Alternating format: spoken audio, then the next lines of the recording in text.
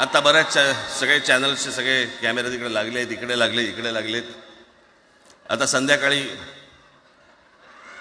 सगळं सुरू होईल. आता काय वाटतं, काय दोघांची बॉडी लँग्वेज कशी होती?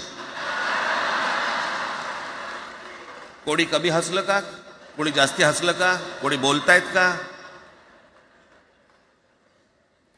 आपल्याकडे मूळ विषय सोडून इतर गोष्टींमध्येच फार रस असतो अनेकांना. खरं तर आजचा हा मेळावा, मोर्चालाही तीच घोषणा होती, आजच्या मेळाव्यालाही तीच घोषणा आहे की कुठचाही झेंडा नाही, मराठी हाच अजेंडा.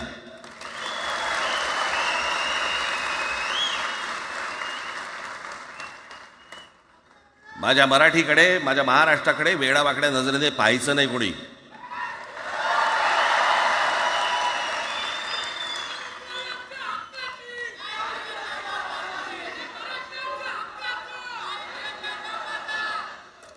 ठरलं ना आपलं, सगळ्यात शेवटी द्यायच्या घोषणा. बसा, शांत बसा. खरं तर हा प्रश्नच अनाठाई होता, काही गरजच नव्हती. हे कुठून अचानक हिंदीचं आलं मला काही कळलं नाही. मला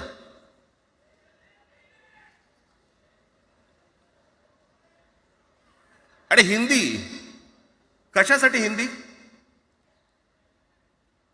कोणासाठी? हिंदी त्या लहान लहान मुलांवरती जबरदस्ती करताय तुम्ही.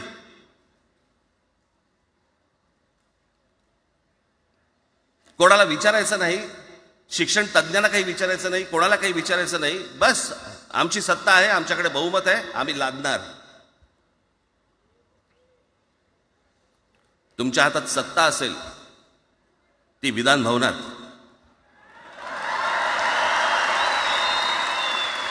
आमच्याकडे सत्ता आहे रस्त्यावर.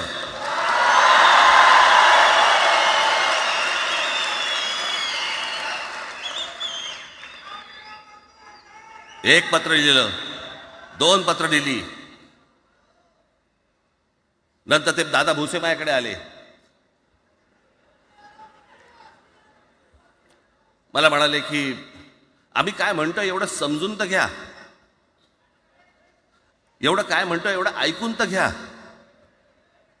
म्हटलं दादा तुम्हाला एक गोष्ट सांगतो, तुम्ही काय सांगता ते ऐकून घेईन पण ऐकणार नाही.